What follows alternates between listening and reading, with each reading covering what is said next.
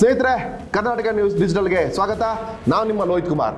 ಇವತ್ತಿನ ನಮ್ಮ ಚರ್ಚಾ ವಿಷಯ ಏನಪ್ಪಾ ಅಂದ್ರೆ, ಯಾವುದೇ ದೇಶದ ಪ್ರಜಾಪ್ರಭುತ್ವ ವ್ಯವಸ್ಥೆಯ ಭದ್ರ ಬುನಾದಿ ಎಂದರೆ ಅಲ್ಲಿ ನಡೆಯುವಂತ ಚುನಾವಣಾ ಪ್ರಕ್ರಿಯೆ.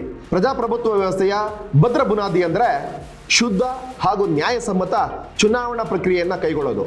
ತಮಗೆಲ್ಲ ಗೊತ್ತಿದೆ, ನಮ್ಮ ದೇಶದಲ್ಲಿ ಚುನಾವಣಾ ಪ್ರಕ್ರಿಯೆ ತುಂಬಾ ಅಚ್ಚುಕಟ್ಟಾಗಿ ಭಾರತೀಯ ಚುನಾವಣಾ ಆಯೋಗ ಕೈಗೊಳ್ತಾ ಬಂದಿದೆ. ಪ್ರಜಾಪ್ರಭುತ್ವ ವ್ಯವಸ್ಥೆಯ ಭದ್ರ ಬುನಾದಿ ಅಂತಂದ್ರೆ ನ್ಯಾಯಸಮ್ಮತ ಹಾಗೂ ಶುದ್ಧ ಮತದಾನ ಪ್ರಕ್ರಿಯೆ. ಆ ಮತದಾನ ಪ್ರಕ್ರಿಯೆ ಶುದ್ಧವಾಗಿ ನಡೀಬೇಕು ಅಂದ್ರೆ ಅಲ್ಲಿ ಇರುವಂತ ಮತದಾರರ ಪಟ್ಟಿ ಪರಿಷ್ಕರಣೆ ಆಗಬೇಕು. ಆ ಮತದಾರರ ಪಟ್ಟಿಯನ್ನ ಶುದ್ಧವಾಗಿ ನಾವು ಕಾಪಾಡ್ಕೋಬೇಕಾಗಿದೆ.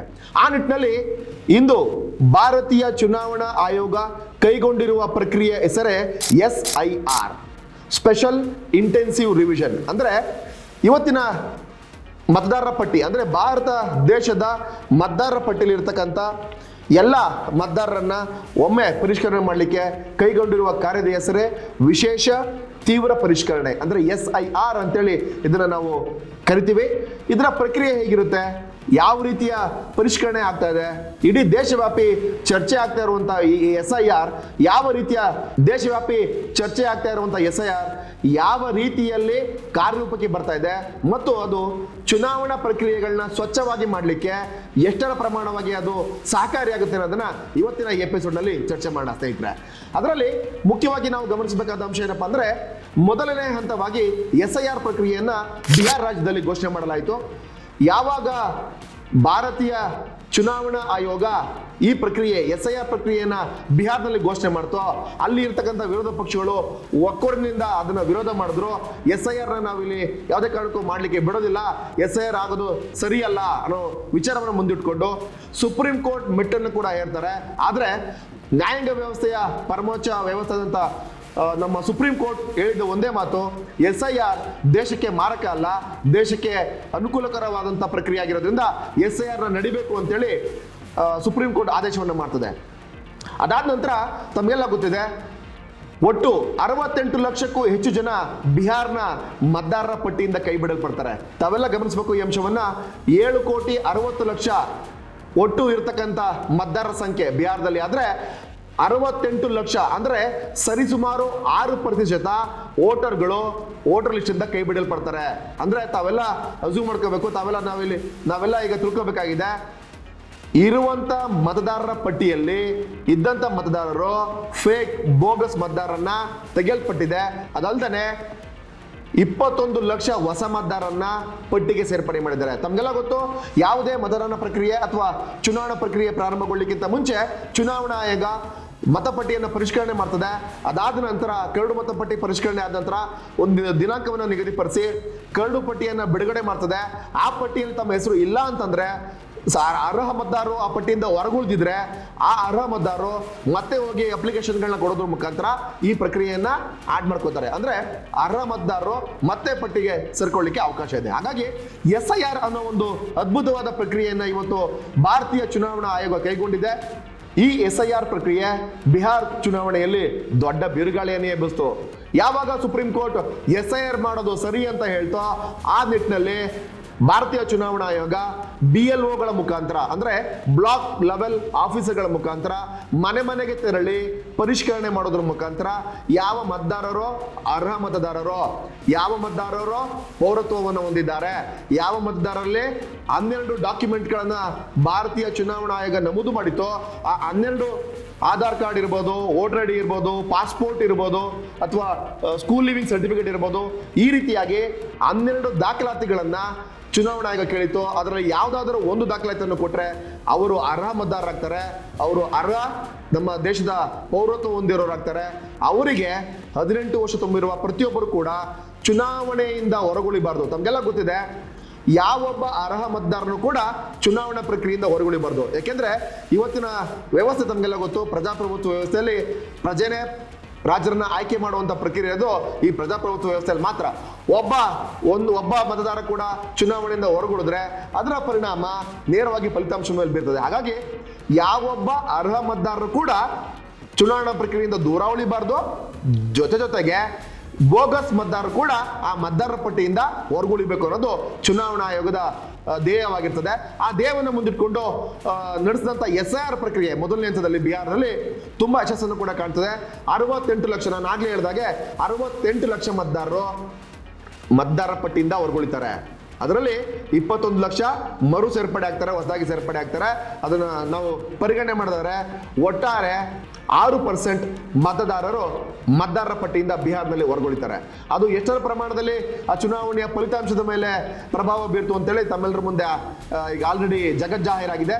ಯಾವ ರೀತಿಯಾಗಿ ಆ ಅರ್ಹ ಮತದಾರ ಅಲ್ಲದೆ ಇರೋರು ಚುನಾವಣೆಯಲ್ಲಿ ಪಾಲ್ಗೊಂಡಿದ್ರೆ ಯಾವ ರಿಸಲ್ಟ್ ಬರ್ತಿತ್ತು ಅಂತ ತಾವೆಲ್ಲ ಈಗಾಗಲೇ ಊಹಿಸಿದ್ದೀರಿ ಅಂತ ನಾನು ಭಾವಿಸ್ತೇನೆ.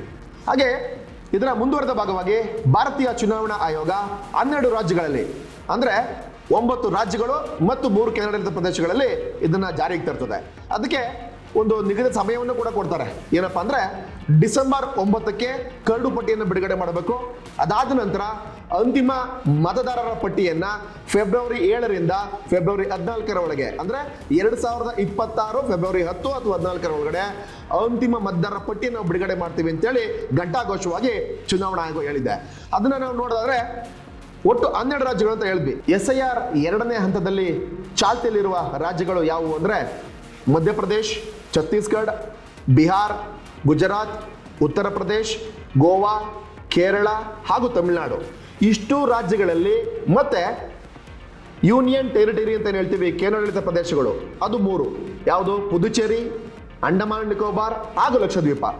ಈ 12 ರಾಜ್ಯಗಳಲ್ಲಿ SIR 2ನೇ ಹಂತದ ಪ್ರಕ್ರಿಯೆ ಸುಲಲಿತವಾಗಿ ನಡೀತಾ ಇದೆ. ಮತ್ತೆ ಕರಡು ಪಟ್ಟಿಯನ್ನು ಸಿದ್ಧ ಮಾಡೋದರಲ್ಲಿ ತುಂಬಾ ಹತ್ತಿರದ ಸಮಯದಲ್ಲಿ ನಾವಿದ್ದೀವಿ. ಇದನ್ನು ನಾವು ಒಂದ್ಸಲ ಗಮನಿಸಬೇಕು. ಈ ಒಟ್ಟು 12 ರಾಜ್ಯಗಳಿಂದ 50 ಕೋಟಿಗೂ ಹೆಚ್ಚು ಮತದಾರರ ಪರಿಷ್ಕರಣೆ ಆಗ್ತದೆ. ಅಂದ್ರೆ 50% of our over all voting percentage ಅನ್ನು ನಾವು ಪರಿಷ್ಕರಣೆ ಮಾಡೋದ್ರ ಮುಖಾಂತರ ಶುದ್ಧ ಮತ್ತು ಸ್ವಚ್ಛ ಮತದಾರರ ಪಟ್ಟಿಯನ್ನು ಕೊಡೋದ್ರ ಮುಖಾಂತರ ಭಾರತೀಯ ಚುನಾವಣಾ ಆಯೋಗ ಮತದಾರರ ಪಟ್ಟಿಗಳನ್ನ ನಿರಂತರವಾಗಿ ಪರಿಷ್ಕರಣೆ ಮಾಡ್ತಾನೆ ಬರ್ತಾ ಇದೆ. ತಮಗೆಲ್ಲ ಗೊತ್ತು, ನಿರಂತರ ಪರಿಷ್ಕರಣೆಗಳಲ್ಲಿ ಸೇರ್ಪಡೆಗಳು ಮತ್ತೆ ಹೊರ ಹಾಕುವಂಥದ್ದು ಅಂತ ತೆಗೆದು ಪಟ್ಟಿಯಿಂದ ಹೊರ ಉಳಿಯುವಂಥದ್ದು ಸಾಮಾನ್ಯ ಪ್ರಕ್ರಿಯೆ. ಅದು ಅಂದ್ರೆ ಮೃತಪಟ್ಟಂತ ಸಂದರ್ಭಗಳಲ್ಲಿ ಅಥವಾ ಒಂದು ವಿಧಾನಸಭಾ ಅಥವಾ ಲೋಕಸಭಾ ಕ್ಷೇತ್ರದಿಂದ ಬೇರೆ ಕಡೆ ಸ್ಥಳ ನಿಯೋಜನೆ ಆದಾಗ ಆ ಸ್ಥಳವನ್ನು ಬಿಟ್ಟು ಬೇರೆ ಕಡೆ ಹೋದಂತಹ ಸಂದರ್ಭಗಳಲ್ಲಿ ಆ ಮತದಾರರ ಪಟ್ಟಿಯಿಂದ ಕೈ ಬಿಡಲಾಗುತ್ತೆ. ಮತ್ತೆ ಯಾರನ್ನ ಹೊಸದಾಗಿ ಎಲಿಜಿಬಲ್ ವೋಟರ್ಸ್ ಇರ್ತಾರೆ, 18 ವರ್ಷ ತುಂಬಿರುವಂತವರು ಮತ್ತು ಭಾರತೀಯ ಪೌರತ್ವವನ್ನು ಹೊಂದಿರುವಂತವ್ರನ್ನ ನಾವು ಮತದಾರ ಪಟ್ಟಿಗೆ ಸೇರಿಸ್ಕೊಂತೀವಿ. ಇದು ತಮಗೆಲ್ಲ ಗೊತ್ತಿರುವಂಥ ವಿಚಾರ. ಅದ್ರ ಜೊತೆಗೆ ಈ SIR ಅನ್ನೋ ಪ್ರಕ್ರಿಯೆ ಹೊಸದೇನಲ್ಲ. ಈ SIR ಅನ್ನೋ ಪ್ರಕ್ರಿಯೆ 2003 ಮತ್ತು 4ರಲ್ಲಿ ನಡೆದಿತ್ತು. ಅಂದ್ರೆ ಸರಿಸುಮಾರು 20 ವರ್ಷಗಳ ಹಿಂದೆ SIR ಪ್ರಕ್ರಿಯೆ ನಡೆದಿತ್ತು. ಅವಾಗಲೂ ಕೂಡ ಇದೇ ರೀತಿಯ ಮತದಾನ ಪರಿಷ್ಕರಣೆ ಆಗಿತ್ತು. ಇಲ್ಲೇನ್ ಮಾಡ್ತೀವಿ, ಈಗ ನಡೀತಾ ಇರುವಂಥ ಮತದಾನ ಪರಿಷ್ಕರಣೆ SIR ನಲ್ಲಿ ನಾವೇನ್ ಮಾಡ್ತೀವಿ, ಬ್ಲಾಕ್ ಲೆವೆಲ್ ಆಫೀಸರ್ಗಳು ಪ್ರತಿ ಮನೆಗೆ ಭೇಟಿ ಮಾಡಿ ಅವರಿಗೆ ಒಂದು ಫಾರ್ಮ್ ಅನ್ನು ಕೊಡ್ತಾರೆ. ಆ ಫಾರ್ಮ್ ಯಾವ್ದಪ್ಪ ಅಂತಂದ್ರೆ ಯೂನಿಕ್ ಎನ್ಯುಮರೇಷನ್ ಫಾರ್ಮ್. ಇದು ಭಾಗಶಃ ತುಂಬಿರುವಂತ ಈ ಯೂನಿಕ್ ಎನ್ಯುಮರೇಷನ್ ಫಾರ್ಮ್ ಅನ್ನ ಪ್ರತಿಯೊಬ್ಬ ಮನೆಯ ಅರ್ಹ ಮತದಾರರಿಗೆ ಕೊಡ್ತಾರೆ. ಅದ್ರಲ್ಲಿ ಏನಿರುತ್ತೆ, ಕನಿಷ್ಠ ಮಾಹಿತಿ ಇರ್ತದೆ. ಯಾವುದು? ಅವನ ವೋಟರ್ ಐಡಿ ನಂಬರ್, ಅವನ ಹೆಸರು, ತಂದೆ ಹೆಸರು, ವಿಳಾಸ, ಇವೆಲ್ಲ ಮಾಹಿತಿಗಳನ್ನ ಭರ್ತಿ ಮಾಡಿ ಆ ಸದರಿ ವ್ಯಕ್ತಿ ಕೈ ಕೊಡ್ತಾರೆ. ಈ ಅಪ್ಲಿಕೇಶನ್ ಅವನೇನ್ ಮಾಡಬೇಕು, ಉಳಿದಿರುವಂತ ಪ್ರಮಾಣ ಅಂದ್ರೆ ಅವನ ಕಾಂಟ್ಯಾಕ್ಟ್ ನಂಬರ್ ಇರ್ಬೋದು, ಅದಲ್ಲದೆ ಅವರ ಹೆಚ್ಚಿನ ಮಾಹಿತಿ ಇನ್ನೇನು ಕೊಡಬೇಕು ಇರ್ಬೋದು, ಅವೆಲ್ಲವನ್ನು ಕೂಡ ಆ ವ್ಯಕ್ತಿ ಒಂದು ಬಾರಿ ಫಿಲಪ್ ಮಾಡಿದ ನಂತರ ಈ ಎನ್ಯುಮರೇಷನ್ ಫಾರ್ಮ್ ಏನಿದೆ ಅದನ್ನ ಬ್ಲಾಕ್ ಲೆವೆಲ್ ಆಫೀಸರ್ಗಳು ಡಿಜಿಟೈಸ್ ಮಾಡ್ತಾರೆ. ಅಂದ್ರೆ ಆ ಕಂಪ್ಲೀಟ್ ಮಾಹಿತಿಯನ್ನ ಒಂದು ವೆಬ್ಸೈಟ್ಗೆ ಅಥವಾ ನಮ್ಮ ಚುನಾವಣಾ ಆಯೋಗದ ವೆಬ್ಸೈಟ್ಗೆ ಅದನ್ನ ಸೆಂಡ್ ಮಾಡ್ತಾರೆ, ಅಂದ್ರೆ ಅದನ್ನ ಅಪ್ಲೋಡ್ ಮಾಡ್ತಾರೆ. ಆ ಒಂದು ಮಾಹಿತಿ ಅಪ್ಲೋಡ್ ನಂತರ ಆ ಒಬ್ಬ ಮತದಾರ ಅರ್ಹ ಮತದಾರನಾಗಿ ಬದಲಾಗ್ತಾನೆ. ಹಾಗಾಗಿ ಈಗ ನಾವು ನೋಡ್ಬೇಕಂತ ಅಂಶ ಏನಪ್ಪ ಅಂದ್ರೆ ಇಲ್ಲಿ SIR ಬೇಕು ಅಥವಾ ಬೇಡ, ಹಲವಾರು ಚರ್ಚೆಗಳು ಇವತ್ತು ದೇಶವ್ಯಾಪಿ ಕೇಳಿ ಬರ್ತಾ ಇದೆ. ಪ್ರತಿದಿನ ಪೇಪರ್ನಲ್ಲಿ ಮತ್ತೆ ನ್ಯೂಸ್ನಲ್ಲಿ ತಾವೆಲ್ಲ ಕೇಳ್ತಾ ಇದ್ದೀರಿ. SIRನ ಸಾಧಕ ಬಾಧಕಗಳ ಬಗ್ಗೆ ಒಮ್ಮೆ ನಾವು ಕಣ್ಣಾಯಿಸೋದಾದ್ರೆ ಸಾಧಕಗಳು ತಮಗೆಲ್ಲ ಗೊತ್ತಿದೆ. ಈಗ ನಾನು ಹೇಳಿದೆ, ನಮ್ಮ ದೇಶದಲ್ಲಿ ಸ್ವಚ್ಛ ನ್ಯಾಯಸಮ್ಮತ ಚುನಾವಣೆ ನಡೀಬೇಕು ಅಂತಂದ್ರೆ ಅದಕ್ಕೆ ಇರಬೇಕಾದಂತ ಒಂದೇ ಒಂದು ಅಂಶ ಏನಪ್ಪಾ ಅಂದ್ರೆ ಪ್ರಜಾಪ್ರಭುತ್ವ ವ್ಯವಸ್ಥೆನಲ್ಲಿ ನ್ಯಾಯಸಮ್ಮತ ಚುನಾವಣೆ, ನ್ಯಾಯಸಮ್ಮತ ಮತ್ತು ಶುದ್ಧ ಮತದಾರರ ಪಟ್ಟಿ ಅಂತೇಳಿ ಆ ಒಂದು ಪ್ರಕ್ರಿಯೆಗೆ ಚಾಲನೆ ಕೊಟ್ಟಿರುವಂತಹ SIR ನಿಜವಾಗ್ಲೂ ಶ್ಲಾಘನೀಯವಾದಂತ ಕೆಲಸನೇ. ಆದ್ರೆ ಇಲ್ಲೊಂದು ಅಂಶ ನಮಗೆ ಹೆಚ್ಚಾಗಿ ಕಾಡ್ತಾ ಇದೆ. ಏನಪ್ಪಾ ಅಂದ್ರೆ ಹಲವಾರು ಜನ BLOಗಳು, ಇದಕ್ಕೆ ನೇಮಕ ಆಗಿರುವಂತಹ ಒಂದು BLOಗಳ ಸಂಕ್ಷಿಪ್ತ ಮಾಹಿತಿಯನ್ನು ತಮಗೆ ಕೊಡ್ತೀನಿ. ಏನಪ್ಪಾ ಅಂದ್ರೆ 2ನೇ ಹಂತದ SIR ಪ್ರಕ್ರಿಯೆಗೆ ನಿಯೋಜನೆಗೊಂಡಿರುವ BLOಗಳು ಮತ್ತೆ ಉಳಿದ ಅಧಿಕಾರಿಗಳ ಸಂಖ್ಯೆಯನ್ನು ತಮಗೊಂದು ಬಾರಿ ನೋಟ್ ಮಾಡ್ತೀನಿ, ತಮಗೊಂದು ಬಾರಿ ತಿಳಿಸ್ತಾ ಹೋಗ್ತೀನಿ. ಗಮನಿಸಿ, ಎರಡನೇ ಹಂತದ ಈ ಪ್ರಕ್ರಿಯೆಯಲ್ಲಿ 5,30,000ಕ್ಕೂ ಹೆಚ್ಚು BLOಗಳು, 7,60,000ಕ್ಕೂ ಹೆಚ್ಚು ಬೂತ್ ಲೆವೆಲ್ ಏಜೆಂಟ್ಸ್ಗಳು, 10,000ಕ್ಕೂ ಹೆಚ್ಚು ಎಲೆಕ್ಟ್ರಾಲ್ ರಿಜಿಸ್ಟ್ರೇಷನ್ ಆಫೀಸರ್ಗಳು ಹಾಗೂ 300ಕ್ಕೂ ಹೆಚ್ಚು ಡಿಸ್ಟ್ರಿಕ್ಟ್ ಎಲೆಕ್ಷನ್ ಆಫೀಸರ್ಸ್ ಅಂದರೆ ಜಿಲ್ಲಾ ಚುನಾವಣಾ ಅಧಿಕಾರಿಗಳು. ಇಷ್ಟೂ ಜನ ಕಾರ್ಯವನ್ನು ನಿರ್ವಹಿಸ್ತಾ ಇದ್ದಾರೆ 50 ಕೋಟಿ ಮತದಾರರ ಮತದಾರ ಪರಿಶೀಲನೆ ಮಾಡಲಿಕ್ಕೆ ಮತ್ತು ಆ ಪಟ್ಟಿಯು ಸ್ವಚ್ಛವಾಗಿ ಮತ್ತೆ ನ್ಯಾಯಸಮ್ಮತವಾಗಿರಬೇಕು ಅಂತೇಳಿ. ಹಾಗಾಗಿ ಇಲ್ಲಿ ಒಂದು ಪ್ರಶ್ನೆ ಉದ್ಭವ ಆಯಿತು, ಏನಪ್ಪಾ ಅಂದ್ರೆ BLOಗಳ ಒತ್ತಡ ಮತ್ತೆ ಅವ್ರಿಗೆ ಕೊಟ್ಟಂತ ಕಾಲಮಿತಿಯ ಒತ್ತಡದಿಂದಾಗಿ ಕಾರ್ಯವನ್ನು ನಿರ್ವಹಿಸಕ್ಕಾಗಿಲ್ಲ. ಹಲವಾರು ಜನ ಆತ್ಮಹತ್ಯೆಗೆ ಶರಣಾದ್ರು, ಹಲವಾರು ಜನ ಕಾರ್ಯವನ್ನು ನಿರ್ವಹಿಸಬೇಕಾದ್ರೆ ಹೃದಯಾಘಾತಕ್ಕೆ ಒಳಗಾದ್ರು, ಸಾವನ್ನಪ್ಪಿದ್ರು ಅಂತ. ಅಂದ್ರೆ ಸರಿಸುಮಾರು 30 ಜನ ಇಲ್ಲಿಯವರೆಗೆ ಮಾಹಿತಿಯನ್ನು ನಾವು ತಗೊಳ್ಳೋದಾದ್ರೆ ಸರಿಸುಮಾರು 30 ಜನ ಬಿಹಾರ್, ಉತ್ತರ ಪ್ರದೇಶ್, ಗುಜರಾತ್ ಹಾಗೂ ಎಲ್ಲ ರಾಜ್ಯಗಳಲ್ಲಿ ಇರುವಂತ ಏನು ನಾವು ನಿಗದಿತ ಕಾಲ ಸಮಯವನ್ನು ನಿಗದಿ ಮಾಡಿದ್ವಿ, ನವೆಂಬರ್ 30ಕ್ಕೆ ನಮ್ಮ ಈ ಕರಡು ಪಟ್ಟಿಯನ್ನು ಬಿಡುಗಡೆ ಮಾಡಬೇಕು ಅಂತ ಚುನಾವಣಾ ಆಯೋಗ ಹೇಳಿತ್ತು. ಅದರ ಒತ್ತಡದಿಂದಾಗಿ 30ಕ್ಕೂ ಹೆಚ್ಚು BLOಗಳು ಆತ್ಮಹತ್ಯೆ ದಾರಿ ಹಿಡಿದರ ಅಥವಾ ಅವರು ನಿಜವಾಗ್ಲೂ ಕೂಡ ಆತ್ಮಹತ್ಯೆ ಅಥವಾ ಹೃದಯಾಘಾತಕ್ಕೆ ಒಳಗಾಗಿ ಒತ್ತಡದಿಂದ ಹೃದಯಾಘಾತಕ್ಕೆ ಒಳಗಾಗಿ ಸಾವನ್ನಪ್ಪಿದ್ರ. ಈ ನಿಟ್ಟಿನಲ್ಲಿ ವಿರೋಧ ಪಕ್ಷಗಳು ವಾದ ಮಾಡ್ತಾ ಇದ್ದೇನಪ್ಪ ಅಂದ್ರೆ SIR ನ ಈ ಕೂಡಲೇ ನಿಲ್ಲಿಸಬೇಕು, ಆ ಒತ್ತಡವನ್ನ ಏನು ನೀವು BLOಗಳಿಗೆ ಕೊಡ್ತಾ ಇದ್ದೀರಿ ಅದನ್ನ ಈ ಕೂಡಲೇ ನಿಲ್ಲಿಸಿ ಆ ಒತ್ತಡವನ್ನ ಅವರಿಂದ ತೆಗೆದುಹಾಕಬೇಕು ಅಂತೇಳಿ ಹೇಳ್ತಾ ಇದ್ದಾರೆ. ಆದ್ರೆ ಕಾಲಮಿತಿಯನ್ನ ಕೊಟ್ಟಿರೋದು ಒಂದ್ ಕಡೆ ಆದ್ರೆ ಆ ಕಾಲಮಿತಿಯ ವಿಸ್ತರಣೆ ಈಗ ತಾನೇ ಆಗಿದೆ. ಅಂದ್ರೆ ನವೆಂಬರ್ 30ಕ್ಕೆ ಇದ್ದಂತ ಗಡುವನ್ನ ಕೇಂದ್ರ ಚುನಾವಣಾ ಆಯೋಗ ಅಂದ್ರೆ ಭಾರತೀಯ ಚುನಾವಣಾ ಆಯೋಗ ಡಿಸೆಂಬರ್ 9ಕ್ಕೆ ಮುಂದೂಡಿದೆ. ಅಂದ್ರೆ ಇನ್ನು ಸ್ವಲ್ಪ ಸಮಯಾವಕಾಶ ಸಿಕ್ಕಿದೆ. ಆದ್ರೆ ಯಾವ ಒತ್ತಡ ಅವ್ರನ್ನೆಲ್ಲ ಸಾವಿನ ದವಡೆಗೆ ತಳ್ತು ಅನ್ನೋದು ನಮ್ಗಿನ್ನೂ ಗೊತ್ತಿಲ್ಲ. ಆದ್ರೆ ಇಲ್ಲಿ ನಾವು ಒಂದು ಅಂಶ ಗಮನಿಸಬೇಕು, ಆ ಬೂತ್ ಲೆವೆಲ್ ಆಫೀಸರ್ಗಳು ನಮ್ಮ ರಾಜ್ಯದಲ್ಲಿ ಕೂಡ ತಾವೆಲ್ಲ ನೋಡಿದಿರಿ, ಇತ್ತೀಚೆಗೆ ನಡೆದಂತ ಸಾಮಾಜಿಕ ಹಾಗೂ ಶೈಕ್ಷಣಿಕ ಸಮೀಕ್ಷೆ ನಮ್ಮ ಕರ್ನಾಟಕ ರಾಜ್ಯದಲ್ಲಿ ಕೂಡ ಏರ್ಪಡ್ತು. ಅದರಲ್ಲಿ ಶಿಕ್ಷಕರ ಸಹಭಾಗಿತ್ವ ಇಡೀ ರಾಜ್ಯದಲ್ಲಿ ಶಿಕ್ಷಕರ ಸಹಭಾಗಿತ್ವ ಇಡೀ ರಾಜ್ಯದಲ್ಲಿ ಸಮರ್ಪಕವಾಗಿ ನಿಗದಿತ ಕಾಲಮಾನದೊಳಗಡೆ ಆ ಪ್ರಕ್ರಿಯೆಯನ್ನು ಮುಗಿಸಲಿಕ್ಕೆ ಸಾಧ್ಯ ಆಯಿತು. ಆದರೆ ಈಗ SIR ಪ್ರಕ್ರಿಯೆ ಪ್ರಾರಂಭಗೊಂಡ ನಂತರ ಈ 12 ರಾಜ್ಯಗಳಲ್ಲಿ BLOಗಳು ಎದುರಿಸ್ತಾ ಇರ್ತಕ್ಕಂಥ ಸಮಸ್ಯೆಗಳನ್ನ ಕೂಡ ನಾವಿಲ್ಲಿ ಗಮನಿಸಬೇಕಾಗಿದೆ. ಯಾವ ಒತ್ತಡಕ್ಕೆ ಒಳಗಾಗಿದ್ದಾರೆ ಮತ್ತೆ ಅವ್ರಿಗೆಲ್ಲ ಟ್ರೈನಿಂಗ್ ಕೊಟ್ಟಿರ್ತಾರೆ. ಪ್ರತಿಯೊಬ್ಬ BLOಗಳಿಗೂ ಕೂಡ ಟ್ರೈನಿಂಗ್ ಅನ್ನ ಕೊಡ್ತಾರೆ, ಒಂದು ಸೆಷನ್ ಅನ್ನ ಮಾಡ್ತಾರೆ, ಟೆಕ್ನಿಕಲ್ ಸೆಷನ್ ಅನ್ನ ಮಾಡೋದ್ರ ಮುಖಾಂತರ ಯಾವ ರೀತಿ ಆ ಮತದಾರರನ್ನ ನಾವು ಡಿಜಿಟೈಸ್ ಮಾಡಬೇಕು, ಯಾವ ರೀತಿ ಮತದಾರನ ನಾವು ನೋಂದಣಿ ಮಾಡಬೇಕು, ಈ ಮತದಾರ ಪಟ್ಟಿ ನೋಂದಣಿಗೆ ಅಥವಾ ಆ ಮತದಾರ ಪಟ್ಟಿನ ಸಿದ್ಧಪಡಿಸಲಿಕ್ಕೆ ಬೇಕಾದ ತಯಾರಿ ಯಾವ ರೀತಿ ಇರಬೇಕು, ಈ ಎಲ್ಲ ಮಾಹಿತಿಯನ್ನು ಕೂಡ ಅವ್ರಿಗೆ ಟ್ರೈನಿಂಗ್ ಅಂತ ತರಬೇತಿ ಸಮಯದಲ್ಲಿ ಕೊಡ್ತಾರೆ. ಆದರೂ ಕೂಡ ಅವರ ಒತ್ತಡದಿಂದಾಗಿ, ಯಾವ ಒತ್ತಡ, ಡೆಡ್ಲೈನ್ ಅನ್ನೋ ಒತ್ತಡದಿಂದ ಅಥವಾ ಹೆಚ್ಚಿನ ಕೆಲಸ ಅವರ ಮೇಲೆ ಬೀಳ್ತು ಅಂತನೋ ಈ ರೀತಿಯ ಹಲವಾರು ಕಾರಣಗಳಿಂದ ಆತ್ಮಹತ್ಯೆಗೆ ಶರಣಾಗ್ತಾ ಇದ್ದಾರೆ. ಜೊತೆಗೆ ಅವರ ಒತ್ತಡದಿಂದ ಹೃದಯಾಘಾತ ಮತ್ತು ಹಲವಾರು ರೀತಿಯಲ್ಲಿ ಸಾವನ್ನಪ್ಪಿದ್ದಾರೆ ಅಂತೇಳಿ ಹಲವಾರು ಮಾಧ್ಯಮಗಳಲ್ಲಿ ಇವತ್ತೆಲ್ಲ ಪ್ರಚಲಿತ ಆಗಿದೆ. ಇದನ್ನೇ ಮುಂದಿಟ್ಕೊಂಡು ವಿರೋಧ ಪಕ್ಷ ಏನು ಭಾರತೀಯ ಚುನಾವಣಾ ಆಯೋಗ NDA ಸರ್ಕಾರದ ಪರವಾಗಿ ಕೆಲಸ ಮಾಡ್ತಾ ಇದೆ, ಇಷ್ಟೊಂದು ಜನ BLOಗಳು ಆತ್ಮಹತ್ಯೆ ಮಾಡ್ಕೊಂಡ್ರು, ಹೃದಯಾಘಾತ ಸತ್ರು ಕೂಡ SIR ಬೇಕಾ ಅಂತ ಕೇಳ್ತಾ ಇದ್ದಾರೆ. ಆದರೆ SIR ಬೇಕಾ ಬೇಡವಾ ಅಂತ ನಿರ್ಧರಿಸಬೇಕಾಗಿರೋದು ನಮ್ಮ ದೇಶದ ಮತದಾರರು, ಅಂದ್ರೆ ಪ್ರಜ್ಞಾವಂತ ಮತದಾರರು ಇವತ್ತು ನಿರ್ಧಾರ ಮಾಡಬೇಕಾಗಿದೆ. ಯಾವ ಒಂದು ಬೇಸಿಸ್ ಮೇಲೆ ಇವ್ರಿಗೆಲ್ಲ ನಾವು ವೋಟಿಂಗ್ ಪವರ್ ಕೊಟ್ಟಿದ್ದೀವಿ ಅಂತ ನಮಗೆಲ್ಲ ಗೊತ್ತಿದೆ. ನಮ್ಮ ಸಂವಿಧಾನ ಅತ್ಯದ್ಭುತವಾಗಿ ನಾವು ಬರೆದಿದ್ದೀವಿ. ಸಂವಿಧಾನದ ಒಂದು ಆರ್ಟಿಕಲ್ನ ತಮಗೆ ಇಲ್ಲಿ ಗಮನಕ್ಕೆ ತರಕ್ಕೆ ನಾನು ಇಷ್ಟಪಡ್ತೀನಿ.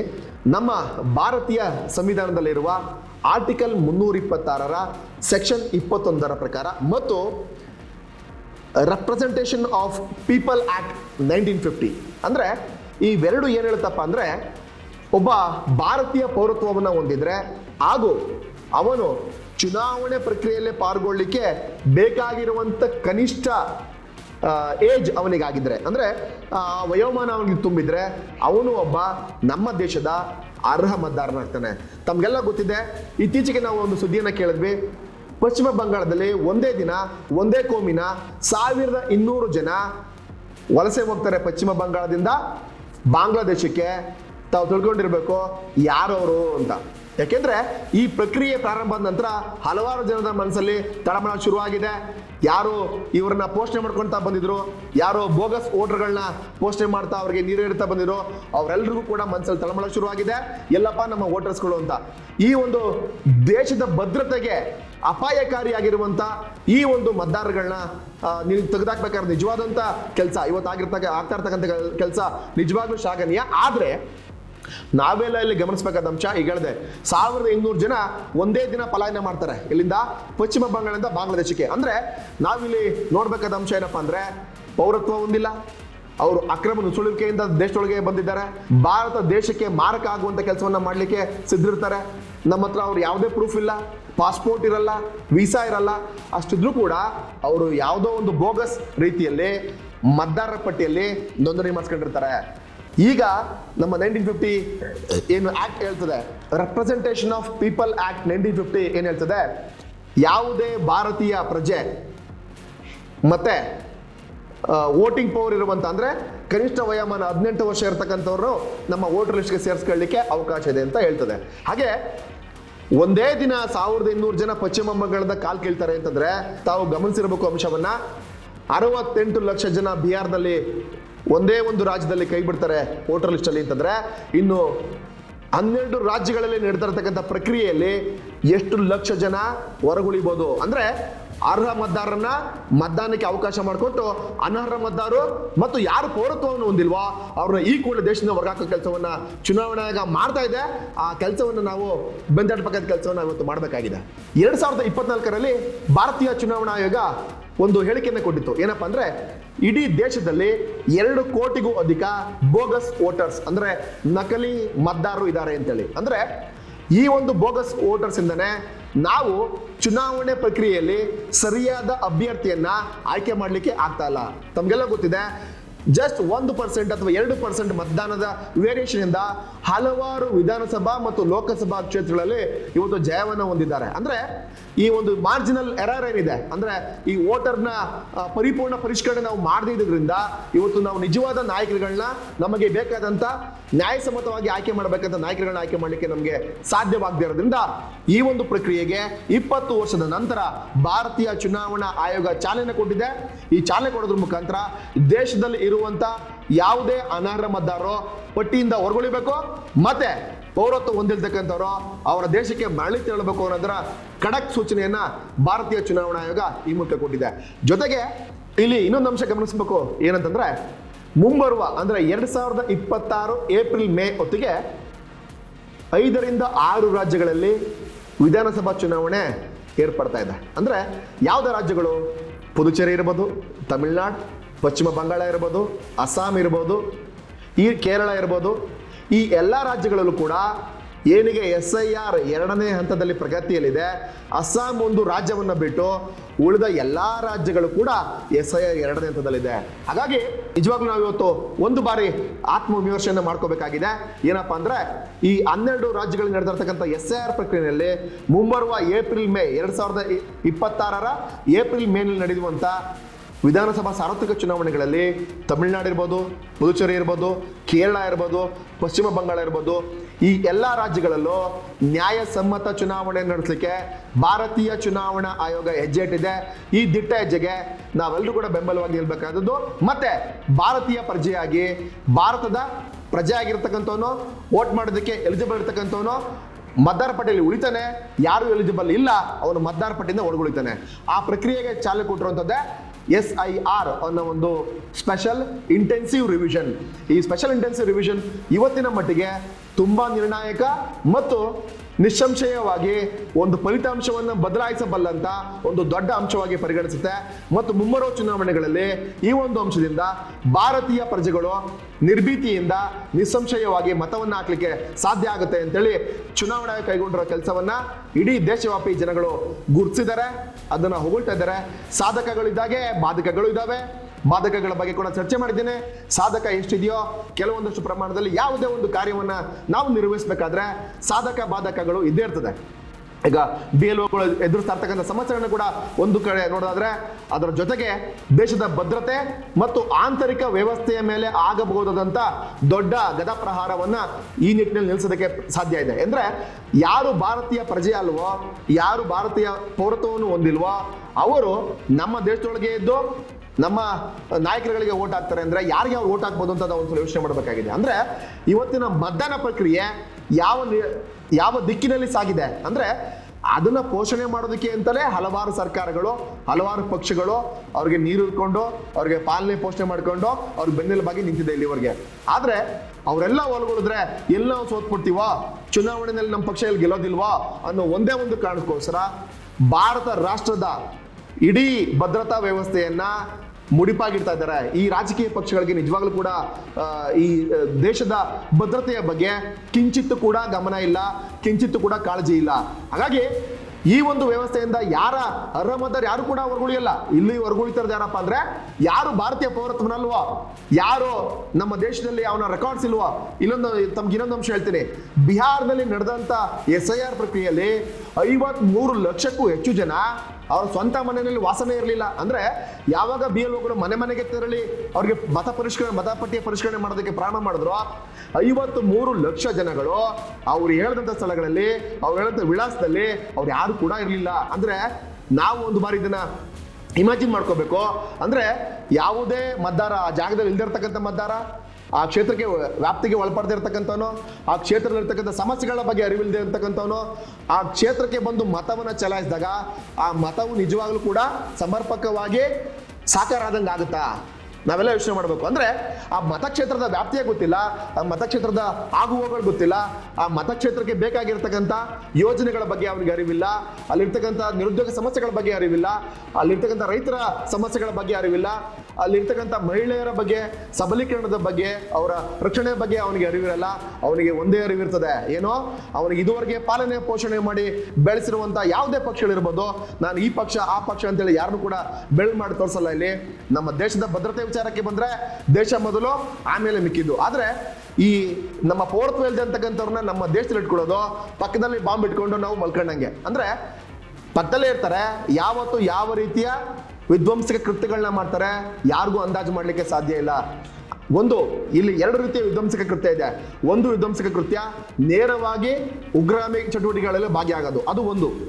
ಎರಡನೇದೇನಪ್ಪ ಅಂದ್ರೆ ಇಡೀ ಮತದಾನ ವ್ಯವಸ್ಥೆಯನ್ನ ಬುಡಮೇಲು ಮಾಡೋದ್ರಿಂದ, ಇಡೀ ಚುನಾವಣಾ ವ್ಯವಸ್ಥೆಯನ್ನ ಬುಡಮೇಲು ಮಾಡೋದ್ರಿಂದ, ಅವರಿಗೆ ಬೇಕಾದ ನಾಯಕನ ಆಯ್ಕೆ ಮಾಡ್ಕೊಳ್ಳೋದ್ರಿಂದ, ಅವರ ಬೇಕಾದ ನಾಯಕನ ಅಸೆಂಬ್ಲಿ ಮತ್ತೆ ಪಾರ್ಲಿಮೆಂಟ್ ಅಲ್ಲಿ ಕೂರಿಸೋದ್ರಿಂದ, ಅವರಿಗೆ ಬೇಕಾದ ಕಾನೂನನ್ನ ಅವ್ರಿಗೆ ಹೇಳ್ದಾಗೆ ಮಾಡಿಸ್ಕೊತಾರೆ. ಹಾಗಾಗಿ ಇವತ್ತು ನಾವು ಈ ದೇಶದಲ್ಲಿ ದನಿ ಎತ್ತಬೇಕಾಗಿರೋದು ಯಾವ ವಿಚಾರವಾಗಿ ಅಂದ್ರೆ ಈ ದೇಶದ ಭದ್ರತೆಗಾಗಿ, ಈ ದೇಶದ ಸುಭದ್ರತೆಗಾಗಿ, ಈ ದೇಶದ ಬೆಳವಣಿಗೆಗಾಗಿ ನಿಜವಾಗಲೂ ಈ ದೇಶದ ಪ್ರಜೆ ಅಲ್ದಿರುವಂತವನು, ಈ ದೇಶಕ್ಕೆ ಮಾರಕವಾಗಿರುವಂತಕ್ಕಂಥವನು ಅವನು ನಮ್ಮ ಮತದಾರರ ಪಟ್ಟಿಯಲ್ಲಿ ಸ್ಥಾನವನ್ನು ಪಡೀಲಿಕ್ಕೆ ಸಾಧ್ಯ ಇಲ್ಲ.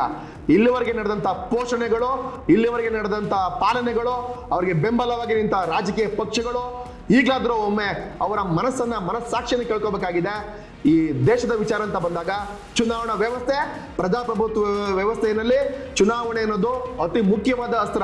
ನಾನು ಆಗ್ಲೇ ಹೇಳಿದೆ, ಭದ್ರ ಬುನಾದಿ ಎಂದೆ. ಅಂದ್ರೆ ಪ್ರಜಾಪ್ರಭುತ್ವ ವ್ಯವಸ್ಥೆಯಲ್ಲಿ ಚುನಾವಣೆ ತುಂಬಾ ಪ್ರಮುಖವಾದ ಪಾತ್ರವನ್ನು ವಹಿಸ್ತದೆ. ಏನಕ್ಕೆ ಅಂದ್ರೆ ಯಾವುದೇ ನಾವು ಅನ್ಕೊಂಡಂತ ಸಂವಿಧಾನಗಳ ತಿದ್ದುಪಡಿಗಳಿರ್ಬೋದು, ಯಾವುದೇ ನಮ್ಮ ಅನ್ಕೊಂಡಂತ ಯೋಜನೆಗಳಿರ್ಬೋದು, ಅಥವಾ ನಾವು ಅನ್ಕೊಂಡಂತ ಪ್ರಕ್ರಿಯೆಗಳಿಗೆ ಚಾಲನೆ ಕೊಡೋದನ್ನೇ ಇಲ್ಲ ಅಸೆಂಬ್ಲಿಯಲ್ಲಿ, ಇಲ್ಲ ಪಾರ್ಲಿಮೆಂಟ್ನಲ್ಲಿ. ಈ 2 ಜಾಗಗಳಲ್ಲಿ ನಮ್ಮ ನಾಯಕರು ಅಂದ್ರೆ ಯಾರು ನಮ್ಮ ನಾಯಕರು ಅಂದ್ರೆ ಸ್ವಚ್ಛ ಮತ್ತು ನ್ಯಾಯಸಮ್ಮತವಾಗಿ ಆಯ್ಕೆಯಾದ, ಆ ಕ್ಷೇತ್ರದ ಬಗ್ಗೆ ಅರಿವಿರ್ತಕ್ಕಂಥ ಚುನಾವಣೆಯಲ್ಲಿ ನಿಂತು ಆಯ್ಕೆಯಾದಾಗ ನಿಜವಾಗ್ಲೂ ಕೂಡ ಇಡೀ ಕ್ಷೇತ್ರವನ್ನು ಅಭಿವೃದ್ಧಿ ಮಾಡಲಿಕ್ಕೆ ಮತ್ತು ಇನ್ನೂ ಚುನಾವಣಾ ಪ್ರಕ್ರಿಯೆಯನ್ನ ಚುರುಕುಗೊಳಿಸಲಿಕ್ಕೆ ಮತ್ತೆ ಯುವ ಮತದಾರರನ್ನ ತಲುಪಲಿಕ್ಕೆ ಅವರಿಗೆ ಬೇಕಾದಂಥ ರೀತಿಯಲ್ಲಿ ಜನಗಳಿಗೆ ಇವತ್ತು ಬೇಕಿರುವಂಥ ಏನು ಬೇಡಿಕೆಗಳಿದ್ದಾವೆ, ಅವರಿಗೆ ಇರ್ತಕ್ಕಂಥ ಮೂಲಭೂತ ಸೌಕರ್ಯಗಳ ಬೇಡಿಕೆಗಳನ್ನ ಪೂರೈಸಲಿಕ್ಕೆ ಯಾವಾಗ ಸಾಧ್ಯ ಆಗುತ್ತೆ ಅಂದ್ರೆ ಅಲ್ಲಿರುವಂಥ ಒಬ್ಬ ನೈಜ ರಾಜಕಾರಣಿ, ಯಾರೇ ಇರ್ಬೋದು, ರಾಜಕಾರಣಿ ಅರ್ಹ ಮತದಾರರಿಂದ ಆಯ್ಕೆಯಾದಾಗ ಅದಕ್ಕೆ ಒಂದು ನ್ಯಾಯಸಮ್ಮತವಾದಂಥ ಒಂದು ಬೆಲೆ ಸಿಗ್ತದೆ. ಮತ್ತೆ ಅವರು ಪಾರ್ಲಿಮೆಂಟ್ಗೆ ತೆರಳಿದಾಗ ಅಥವಾ ಅವರು ಅಸೆಂಬ್ಲಿಗೆ ತೆರಳಿದಾಗ ಅಲ್ಲಿ ಅವ್ರು ಯಾವುದೇ ಒಂದು ಪ್ರಕ್ರಿಯೆಗಳನ್ನ ಕರಡು ಮಂಡನೆ ಮಾಡಬೇಕು ಅಂದಾಗ ಆ ಕರಡುಗಳನ್ನ ಮಂಡನೆ ಮಾಡಿ ಅಲ್ಲಿ ವಿಶ್ವಾಸವನ್ನ ಪಡಿಬೇಕು ಅಂತಂದ್ರೆ ಅಲ್ಲಿ ಸಂಖ್ಯೆ ತುಂಬ ಪ್ರಮುಖವಾಗಿರ್ತದೆ. ತಮಗೆಲ್ಲ ಗೊತ್ತು 371 ಆರ್ಟಿಕಲ್ನ ತೆಗೆಯುವ ಸಂದರ್ಭದಲ್ಲಿ ಯಾವ ರೀತಿಯ ಸಮಸ್ಯೆಗಳನ್ನ ನಮ್ಮ ದೇಶ ಎದುರಿಸ್ತು ಅಂತೇಳಿ. ಹಾಗೆ ಈ ರೀತಿಯ ಹಲವಾರು ಮಸೂದೆಗಳು, ಇದೊಂದೇ ಮಸೂದೆ ಅಂತಲ್ಲ, ಹಲವಾರು ಮಸೂದೆಗಳನ್ನ ಜನ ಉಪಯೋಗಿ ಅಥವಾ ಜನಕ್ಕೆ ಅನುಕೂಲ ಆಗುವಂತ ಹಲವಾರು ಮಸೂದೆಗಳನ್ನು ನಾವು ಮಂಡಿಸಬೇಕು. ಅದ್ರಲ್ಲಿ ನಾವು ಜಯವನ್ನು ಪಡಿಬೇಕು ಅಂತಂದ್ರೆ ನಾವು ಸರಿಯಾದ ರೀತಿಯಲ್ಲಿ ನಮ್ಮ ನಾಯಕರನ್ನ ಆಯ್ಕೆ ಮಾಡಿ ಕಳಿಸಬೇಕಾಗ್ತದೆ. ಆ ನಿಟ್ಟಿನಲ್ಲಿ ನಮ್ಮೆಲ್ಲರ ಕೆಲಸ ಇರಬೇಕಾಗುತ್ತೆ. ಈ ಒಂದು ಯೋಜನೆಯನ್ನ ತಲೆಯಲ್ಲಿ ಇಟ್ಕೊಂಡು ಭಾರತೀಯ ಚುನಾವಣಾ ಆಯೋಗ ಮಾಡಿರುವಂತಹ ಪ್ರಕ್ರಿಯೆ SIR, ಸ್ಪೆಷಲ್ ಇಂಟೆನ್ಸಿವ್ ರಿವಿಷನ್, ಇವತ್ತು ನಿಜವಾಗ್ಲೂ ಕೂಡ ಪ್ರಸ್ತುತ, ನ್ಯಾಯಸಮ್ಮತ ಮತ್ತು ಎಲ್ಲ ತರದ ರಾಜಕೀಯ ವ್ಯವಸ್ಥೆಗಳಿಗೆ ಒಂದು ನಟ್ಟು ಬೋಲ್ಟ್ ಟೈಟ್ ಮಾಡ್ದಂಗೆ ಹೇಳ್ಬೋದು. ನಮ್ಮ ಆಡು ಭಾಷೆಯಲ್ಲಿ ಹೇಳೋದಾದ್ರೆ ಎಲ್ಲ ರಾಜಕೀಯ ವ್ಯವಸ್ಥೆಗಳಿಗೆ ಒಂದು ರೀತಿಯಲ್ಲಿ ನಟ್ಟು ಬೋಲ್ಟ್ ಟೈಟ್ ಮಾಡ್ದಂಗೆ ಆಗತ್ತೆ ಅಂತ ಅಂದ್ಕೊಂಡಿದೀವಿ. ಆದ್ರೆ ಅದು ತುಂಬಾ ಪ್ರಖರವಾಗಿ ಮತ್ತು ನಿಖರವಾಗಿ ಈ ಕರಡು ಪಟ್ಟಿ ಸಿದ್ಧ ಆದ್ರೆ ಮಾತ್ರ ಈ ಭಾರತೀಯ ಏನು ಮತದಾರರ ಪಟ್ಟಿ ಇದೆ, ಮತದಾನದ ವ್ಯವಸ್ಥೆ ಇದೆ, ಅದನ್ನ ಚುರುಕುಗೊಳಿಸಿದಾಗ ಮತ್ತೆ ಅದನ್ನ ಇನ್ನೂ ಶುದ್ಧವಾಗಿ ನಾವು ತಯಾರು ಮಾಡಿದಾಗ ಮಾತ್ರ ಒಳ್ಳೆಯ ಪ್ರಕಾರವಾದಂಥ ಸರ್ಕಾರಗಳನ್ನ ಮತ್ತೆ ನಿರ್ಧಾರಗಳನ್ನ ಕೈಗೊಳ್ಳಲಿಕ್ಕೆ ಸಾಧ್ಯ ಇದೆ. ಹಾಗಾಗಿ ಈ SIR ಪ್ರಕ್ರಿಯೆಯ ಸಾಧಕ ಮತ್ತು ಬಾಧಕಗಳ ಒಂದು ಸುವಿಸ್ತಾರವಾದಂಥ ಒಂದು ಚರ್ಚೆಯನ್ನು ನಾವು ಇವತ್ತು ಮಾಡಿದ್ವಿ. ಈ ಚರ್ಚೆಯಲ್ಲಿ ನಾವು ಹಲವಾರು ವಿಚಾರಗಳನ್ನ ಗಮನಿಸಿದ್ವಿ.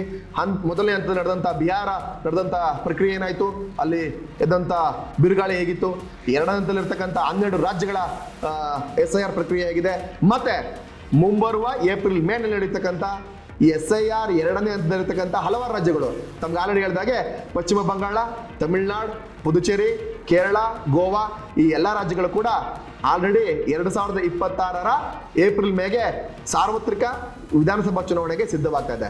ಈ ಸಂದರ್ಭದಲ್ಲಿ ಸರಿಯಾದ ಮತದಾರರನ್ನ ನಾವು ಮತದಾರರ ಪಟ್ಟಿಗೆ ಸೇರಿಸೋದು ನಮ್ಮ ಭಾರತೀಯರಾಗಿ ಪ್ರತಿಯೊಬ್ಬ ಪ್ರಜೆಯ ಆದ್ಯ ಕರ್ತವ್ಯ ಅಂತ ನಾನಾದ್ರೂ ಭಾವಿಸ್ತೇನೆ. ಈ ನಿಟ್ಟಿನಲ್ಲಿ ಒಂದು ಸಾಮಾಜಿಕ ಕಳಕಳಿ ಇಟ್ಕೊಂಡು ಈ ಒಂದು ವಿಚಾರವನ್ನ ಕರ್ನಾಟಕ ನ್ಯೂಸ್ ಡಿಜಿಟಲ್ ತಮ್ಮ ಮುಂದೆ ತಂದಿದೆ. ಇನ್ನು ಈ ರೀತಿಯ ಹೆಚ್ಚಿನ ಮಾಹಿತಿಗಾಗಿ ಕರ್ನಾಟಕ ನ್ಯೂಸ್ ಡಿಜಿಟಲ್ನ ನೋಡ್ತಾರೆ. ನಮಸ್ಕಾರ, ನಾನು ನಿಮ್ಮ ಲೋಹಿತ್ ಕುಮಾರ್.